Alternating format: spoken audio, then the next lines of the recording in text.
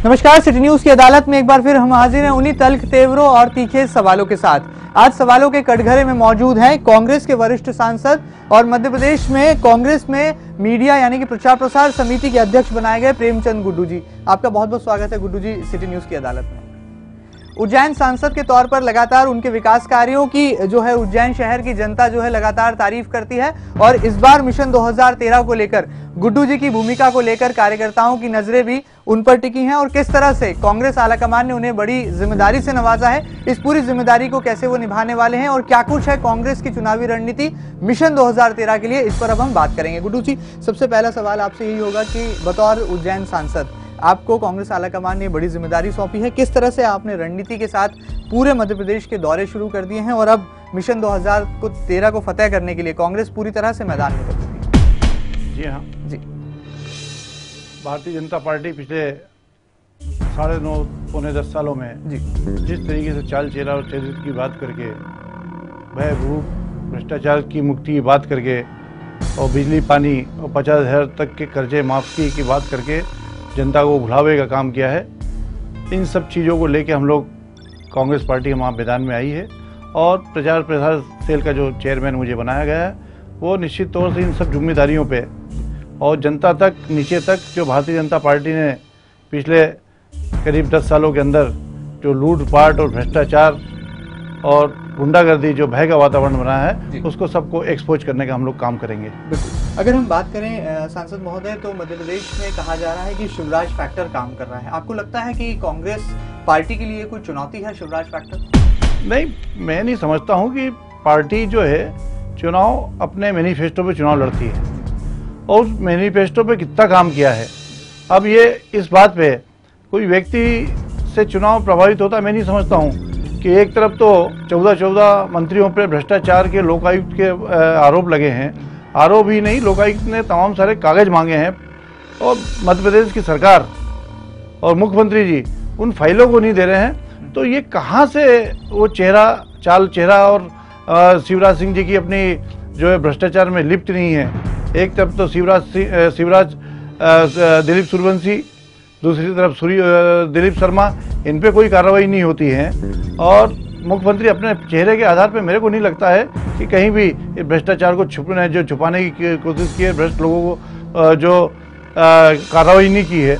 और कहीं भी शिवराज सिंह जी ये चाहते हैं कि आसपास तो जा रहे हैं, वो वोट मांगने बोल रहे हैं कि जहां हमारे वहाँ यात्रा शुरू करी उज्जैन से, तो पारस जैन को मत देखिए, जागीरदार जी को मत देखिए, धवई जी को मत देखिए जो इनके एमएलए और मंत्री हैं, मुझे देखिए और कमल के फूल को। इस बात से हताशा झलकती है कि उनको तो भ्रष्ट ही है। ये तो प्रूफ मुख्यमंत्री ने खुद ही कर दिया अपने भाषणों में। जब इतने सारे भ्रष्ट लोग हैं तो इनको इन सबका सरगना कौन है? शिवराज सिंह जी चौहान खुद। तो वो किस जिम्मेदारियों से कैसे बच सकते हैं? अब तो जवाब देने का और अपने मैनिफेस्टो पे क्या क्या काम किया, क्या क्या घोषणा की थी, उसके सवाल और उसके क्या काम किया ये बताने का टाइम आ गया है। लेकिन सांसद महोदय, पिछले दिनों आपने मीडिया से मुखातिब होते हुए एक बयान दिया था कि मध्य प्रदेश के मुख्यमंत्री शिवराज सिंह चौहान मामा नहीं बल्कि चंदा मामा है। इस पूरे बयान के पीछे का क्या मकसद था और किस तरह से आपने सीएम को उस बयान के जरिए कटाक्ष भी कहीं ना कहीं देने की कोशिश की? बहुत स्पष्ट है जी। मामा बन के पूरे घूम रहे हैं, लेकिन चंदा मामा पूरे प्रदेश भर में चंदाखोरी हो रही है। चाहे वो छोटा व्यापारी हो, ठेले वाला हो कि अरबपति करोड़पति व्यापारी हो, सब इन चंदा मामाओं से, जो मंत्री हैं, इनके विधायक हैं, पार्षद हैं, पदाधिकारी है, एबीवीपी है और बजरंग दल है, जो चंदा उगाई में लगे हैं और जिस तरीके से गुंडागर्दी से पैसे उगाने का काम कर रहे हैं, ये सब मैं भारतीय जनता पार्टी को चंदा मामाओं की पार्टी मानता हूँ। ये चंदा मामाओं की पार्टी है।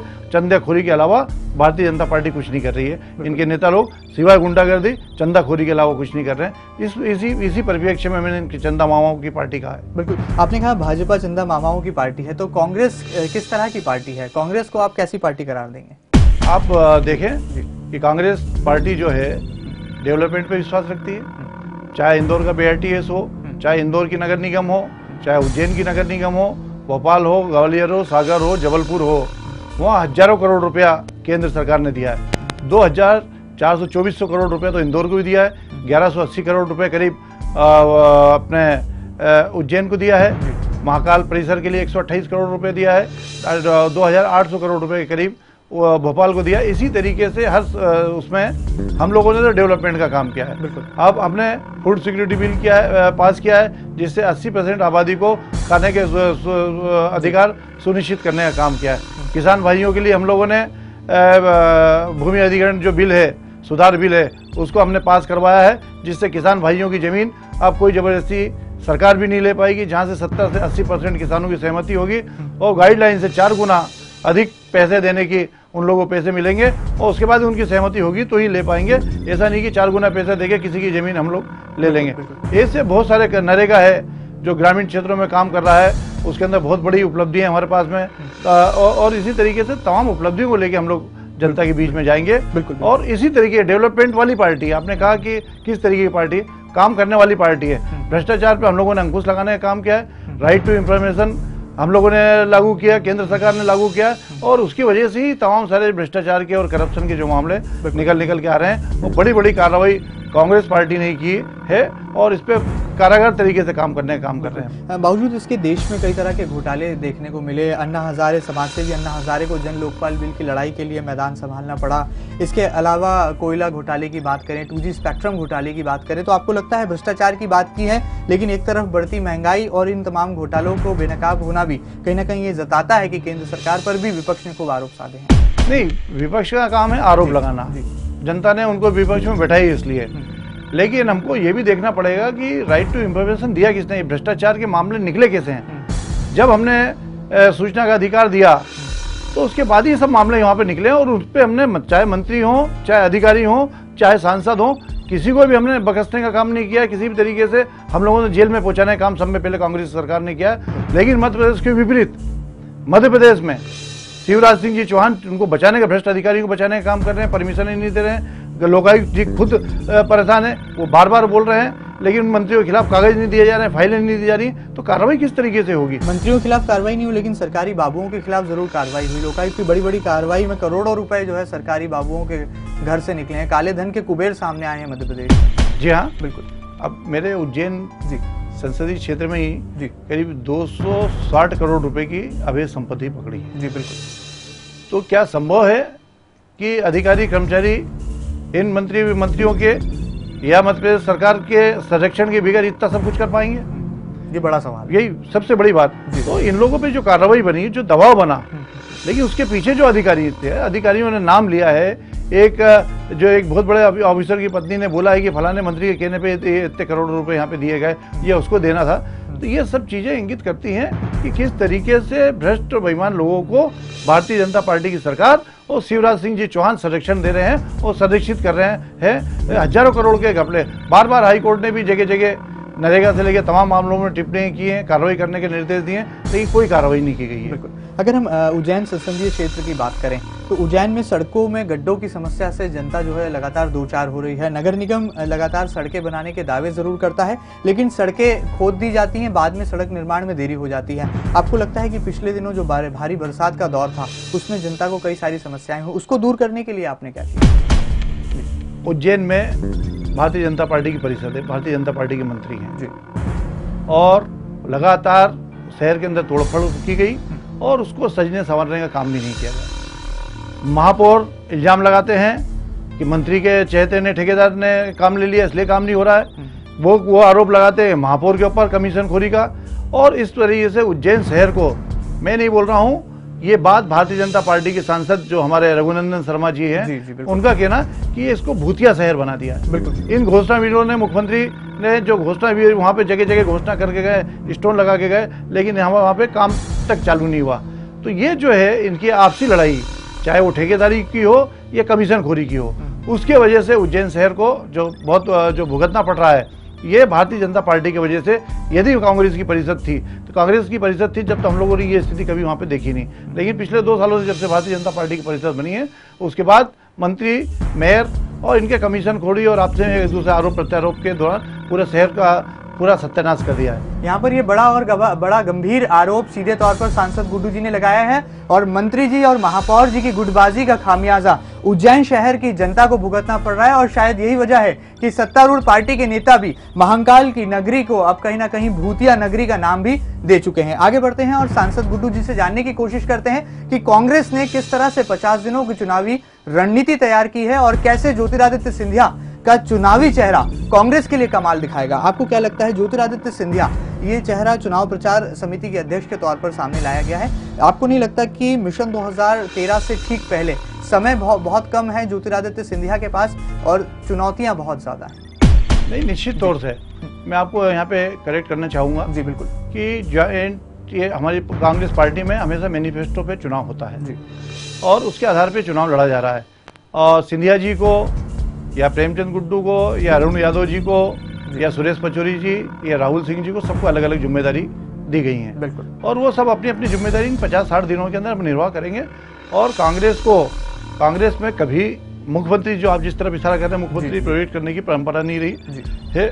हम लोग तो अपने घोषणा पत्र पे ज्वाइंट चुनाव लड़ते हैं। अभी भूरिया जी के नेतृत्व में पार्टी ने सभी कमेटियों के अध्यक्ष भूरिया जी के और कमलनाथ जी को संयोजक उसका बनाया है और उनके नेतृत्व में यह चुनाव होने जा रहे हैं। और ज्वाइंट, मैं नहीं समझता हूँ कि सेना तो हमेशा तैयार रहती है, मतलब और सैनिकों को सेनापतियों को जी। जिम्मेदारी दी गई है और वो जिम्मेदारी हम सब लोग मिलकर ज्वाइंट लेके निभाएंगे और भारतीय जनता पार्टी को परस्त करेंगे। कितनी सीटों का दावा यहाँ पर आप करेंगे, क्योंकि लगातार आपने पूरे प्रदेश के दौरे किए हैं और जो वास्तविक स्थिति है कांग्रेस पार्टी की उसको आपने बेहद नजदीक से देखा है, आपका क्या आकलन है चुनाव से ठीक पहले?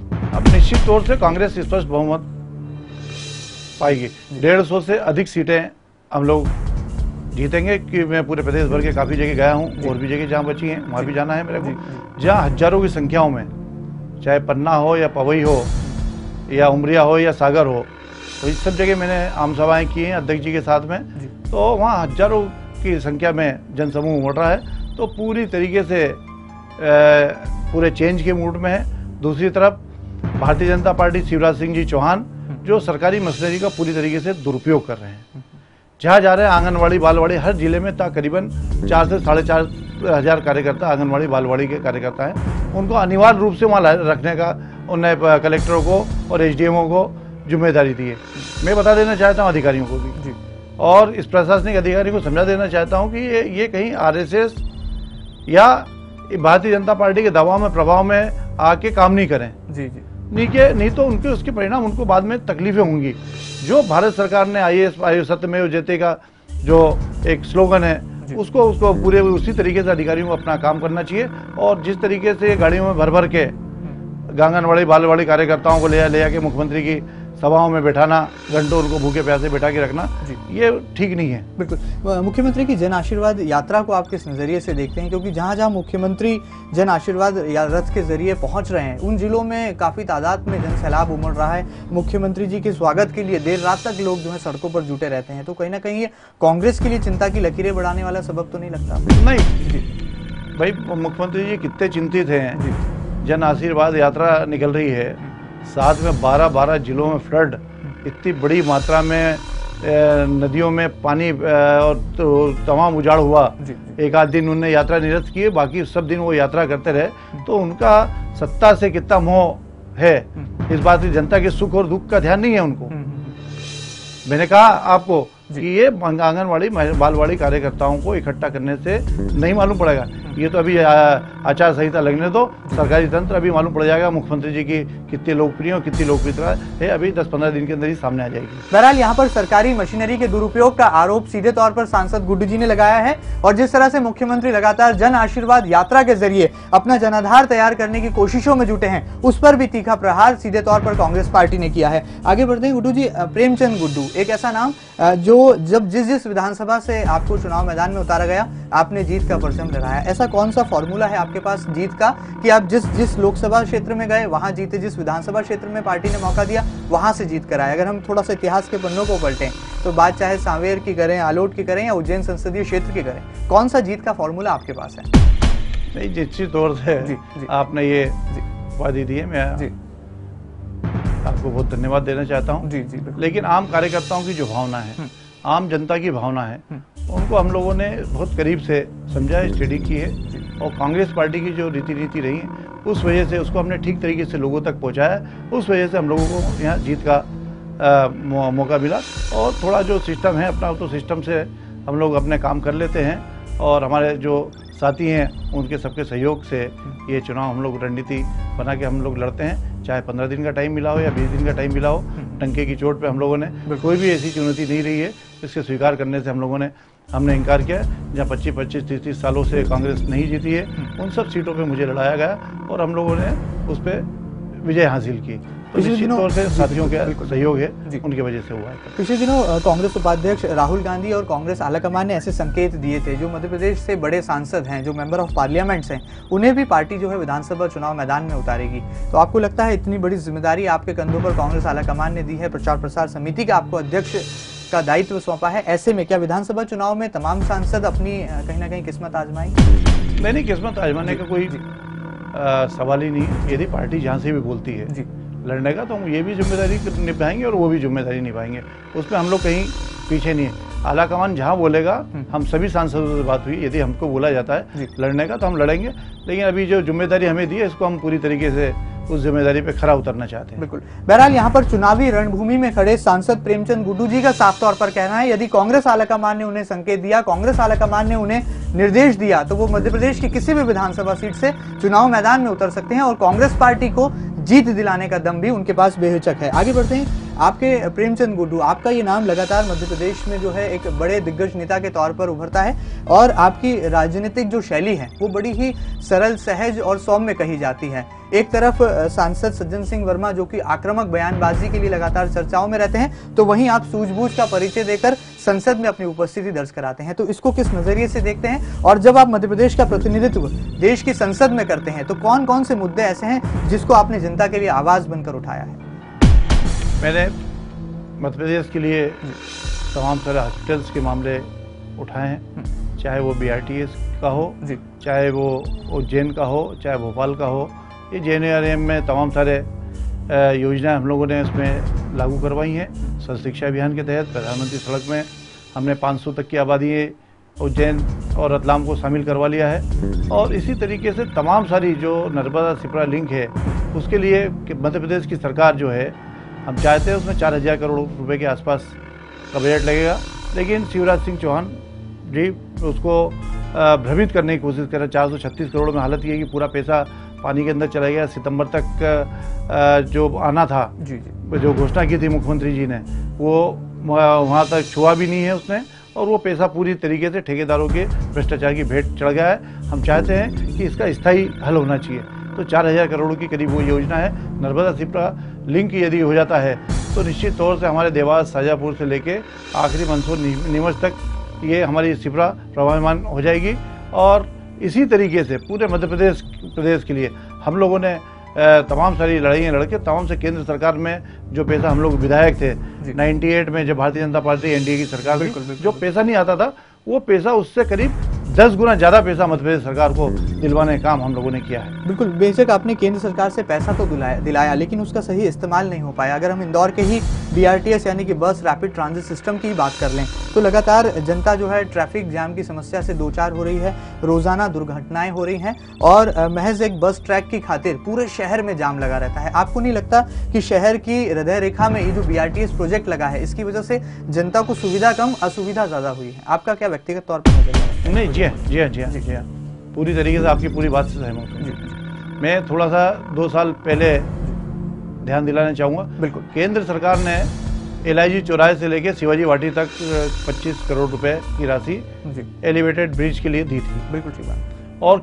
इंदौर के नगर निगम में पैसा आ गया, लेकिन इंदौर का दुर्भाग्य, यदि वो ब्रिज बन जाता है वहाँ से वहाँ तक का, तो आज ये स्थिति का सामना हम लोगों को नहीं करना पड़ता। बिल्कुल, और ब्रिज से सीधी बसें हमारी निकल जाती, या जो बाहर जाने वाली गाड़ियां हैं वो सीधा ये स्थिति का सामना करना पड़ रहा है, ये नहीं करना पड़ता। बड़ी दूरदृष्टि के कारण इंदौर नगर निगम ने वो पैसा, कमलनाथ जी की जब नगरीय विकास मंत्री थे, वो पैसा, आया हुआ पैसा वापस लौटाने का काम किया। आज दूरदृष्टि के कारण ये परिणाम इंदौर की जनता को यहाँ पे भुगतना पड़ रहा है। मैं पूरी तरीके से भारतीय जनता पार्टी पे आरोप सप्रमाण, जो आपके भी रिकॉर्ड में होगा और इंदौर की जनता की जहन में भी होगा, जो पैसा आया हुआ पैसा जो लौटाया है और उसके वजह से आज ये यहाँ पे ये स्थिति का सामना करना पड़ा है। आगे बढ़ते हैं, आपको क्या लगता है, अगर हम इंदौर की ही बात करें तो इंदौर में 9 विधानसभा सीटें हैं, आपका क्या आकलन है, किस तरह से अगर सांसदों को जिम्मेदारी जो कांग्रेस आलाकमान ने सौंपी है, आपने किस तरह से अपनी एक एनालिसिस रिपोर्ट तैयार की है कि कितनी सीटों पर कांग्रेस उज्जैन संसदीय क्षेत्र और इंदौर संसदीय क्षेत्र में अपनी जीत का परचम लहराने है? मैं तो आपसे मालवा निमाड़ की बात करना चाहता हूं। बिल्कुल बिल्कुल। मालवा निमाड़ में हम लोग करीब 60 से 65 सीटें जीतेंगे जी। और कोई नहीं रोक पाएगा। जहाँ तक इंदौर का एनालिसिस की बात है, इंदौर में हम 4 और 2 में जरूर कमज़ोर हैं, लेकिन हमारे कैंडिडेट ठीक आ जाएंगे तो हो सकता है कि हम 8 में से, चूँकि मऊ धार के अंदर शामिल हो गई, तो 8 में से हम 6 सीटों का तो मान के चल रहे हैं कि इन 6 सीटों को तो हम जीतेंगे ही जीतेंगे। और कहीं कोई समीकरण कहीं बना तो एक आध सीट घट बढ़ सकती है, बढ़ भी सकती है और घट भी सकती है। और उज्जैन में करीब उज्जैन की भी वही स्थिति है, 7-8 में से हम लोग 6 से 7 सीटें किसी भी हालत में जीतेंगे। बिल्कुल। संसद महोदय, चुनावी साल है, ऐसे में नेताओं की तरफ से बयानों के तीर भी निकलना लाजमी है। पिछले दिनों काबीना मंत्री कैलाश विजयवर्गीय ने एक बयान दिया, मैं आपको याद दिलाना चाहूंगा, कल ही उन्होंने चोरल में मीडिया से मुखातिब होते हुए बयान दिया कि मध्य प्रदेश में कांग्रेस ने केंद्रीय मंत्री ज्योतिरादित्य सिंधिया को बलि का बकरा बनाया है और उन्हें चुनाव प्रचार समिति का अध्यक्ष चुनकर उनकी कहीं ना कहीं राजनीति दांव पर लगा दी है। आपको क्या लगता है, काबीना मंत्री जी के इस बयान से कितना कांग्रेस पार्टी पर प्रभाव पड़ने वाला है? देखो, सिंधिया जी और कैलाश जी की जो है पूरे शहर को और प्रदेश को मालूम है वो क्या बयान देते हैं, क्या करते हैं। इससे मैं नहीं समझता हूँ कि अभी जब परिणाम नवंबर में दिसंबर की फर्स्ट वीक तक आ जाएंगे तो कैलाश जी के भी समझ में आ जाएगा कि भारतीय जनता पार्टी की ज़मीन पैर के नीचे से ज़मीन खिसक गई है। और बयान चूँकि अब चुनाव का दौरान है तो ये सब आदान प्रदान होता रहेगा, इनको बहुत सीरियस नहीं लेता हूँ। और चूँकि कैलाश जी 2 बार चुनाव के अंदर पस्त हो चुके हैं सिंधिया जी के सामने, मध्य प्रदेश क्रिकेट एसोसिएशन, हाँ, ऐसे तो जो झगड़ा जो है वो उनका अपना व्यक्तिगत झगड़ा मैं मानता हूँ। लेकिन यहाँ पर मंत्री जी अपने सुपुत्र आकाश विजयवर्गीय के लिए भी टिकट की मांग कर रहे हैं और लगातार जो एक पॉलिटिकल लॉन्चिंग हुई है उससे कहीं ना कहीं एक नया चेहरा भारतीय जनता पार्टी में उभरता दिखाई दे रहा है। आप इससे कितना सहमत हैं?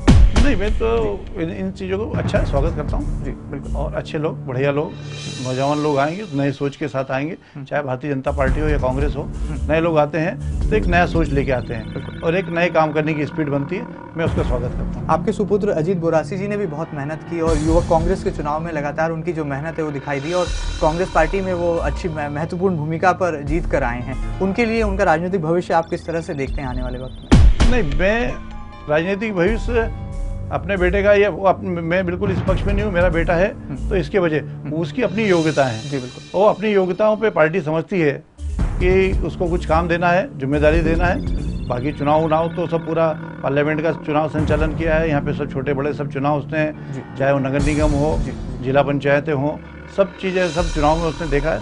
और यदि पार्टी को लगता है, उसकी योग्यता के अनुसार लगता है कहीं प्रेमचंद गुड्डू का बेटा है इसलिए नहीं, उसकी योग्यता पे उनको लगता है पार्टी को कहीं जिम्मेदारी दी जाती है तो ठीक होगा। जाते जाते 2 सवाल आपके सामने रखूंगा, बहुत संक्षिप्त में जवाब चाहूंगा। भारतीय जनता पार्टी ने नरेंद्र मोदी गुजरात के मुख्यमंत्री को पीएम पद का उम्मीदवार बनाया है, तो पूरे देश में राहुल गांधी का चेहरा कांग्रेस पार्टी की तरफ से आगे आता दिखाई दे रहा है। ऐसे में कौन है बेहतर और क्यों? मैं आपको फिर बोल रहा हूँ, हम लोग, हमारी पार्टी हमेशा घोषणा पत्र पे किसी के चेहरे को सामने रख के चुनाव नहीं लड़ती है। हमारे घोषणा पत्र में हम लोगों ने कितनी घोषणाएं पत्र में की, उसके कितना इम्प्लीमेंट हुआ और उस पर कितना काम हुआ, इस पे हम लोग चुनाव में जाएंगे। हम राहुल जी के, सोनिया जी के, मनमोहन सिंह जी के चेहरे पे हम लोग नहीं जा रहे हैं चुनाव पे, हमारे मैनिफेस्टो के आधार पे हम लोग चुनाव में जा रहे हैं। जहाँ तक नरेंद्र मोदी का सवाल है, पूरी देश की जनता के सामने बहुत स्पष्ट है कि इससे कोई डेवलप नहीं होना है। गुजरात तो वैसे ही बहुत ज़्यादा डेवलप था, आज से नहीं सदियों से रहा है गुजरात, तो उसके डेवलपमेंट में और वहाँ पे 2002 में क्या हुआ ये भी सब लोगों को मालूम है। और उसके बाद क्या स्थिति में जाते हैं, अमित मोदी वहाँ जाते हैं यूपी में, उसके बाद 5-7 शहरों के अंदर क्या स्थिति हुई अभी हाल आपने देखा। क्या तो मोदी एक चेहरा बताया जो है 5 राज्यों में होने वाले विधानसभा चुनाव में भी कोई फर्क डालेगा, कोई प्रभाव डालेगा, असर डालेगा? ये अभी आपको 5 राज्यों के चुनाव में समझ में आ जाएगा कि भारतीय जनता पार्टी का क्या हस्त्र होने वाला है। और भारतीय जनता पार्टी के पास मध्य प्रदेश और छत्तीसगढ़ तो जा ही रहा है, बिल्कुल हमारी स्टेट है तो हमारे पास रहनी है, ये 2 स्टेट है कांग्रेस के पास, ये आपको विश्वास दिलाता हूँ कि ये 2 स्टेट तो हम लोग जीतेंगे। आखिर में एक आखिरी सवाल, मध्य प्रदेश के कांग्रेस के राजनीतिक परिदृश्य की बात करें तो केंद्रीय मंत्री ज्योतिरादित्य सिंधिया जिन्हें चुनाव प्रचार समिति का अध्यक्ष बनाया गया, तो दूसरी तरफ प्रदेश कांग्रेस अध्यक्ष कांतिलाल भूरिया, दोनों से कैसी है आपकी पॉलिटिकल केमिस्ट्री? और आपको लगता है एक तरफ सिंधिया के पीछे कार्यकर्ताओं की बड़ी फौज है, युवाओं का एक आकर्षण का केंद्र है, तो वहीं भूरिया जी के पीछे आदिवासी वोट बैंक है? नहीं, दोनों हमारे कलेक्टिव जिम्मेदारी है। हम लोग पूरी तरीके से कांग्रेस की सामूहिक जिम्मेदारी पे हम लोग चुनाव लड़ रहे हैं। सबका अपना अपना क्षेत्र में अपना अपना आधार है और हम लोग सब मिलकर कांग्रेस की सरकार बनाएंगे, फिर विधायक दल और हमारा हाईकमांड जो बोलेगा उनको मुख्यमंत्री बनाएंगे। बहुत बहुत शुक्रिया सांसद महोदय, आप सिटी न्यूज़ की अदालत में हाजिर हुए और यहाँ पर जनता के तीखे सवालों का आपने करारा जवाब दिया। उम्मीद है यहाँ पर सांसद महोदय ने जो तमाम दावे किए हैं वो कांग्रेस पार्टी के लिए बेहतर साबित होंगे और लगातार जिस तरह से उन्होंने कांग्रेस आलाकमान पर तमाम जिम्मेदारी सौंपी है और उनकी राजनीतिक सूझबूझ का परिचय दिया है, उससे अब साफ हो चला है कि उनकी राजनीति करने की जो शैली है वो तमाम सांसदों से बेहद ही जुदा है और जिस तरह से वो लगातार कांग्रेस आलाकमान से संपर्क में रहते हैं उसका ही शायद फायदा उन्हें मिला है और कांग्रेस पार्टी ने चुनाव प्रचार समिति का उन्हें अध्यक्ष चुना है। सिटी न्यूज़ की अदालत में फिलहाल इतना ही। अगली बार फिर मुलाकात होगी एक और जानी मानी शख्सियत के साथ। ताज़ा तरीन खबरों के लिए आप लगातार जुड़े रहिए सिटी न्यूज़ के साथ। नमस्कार।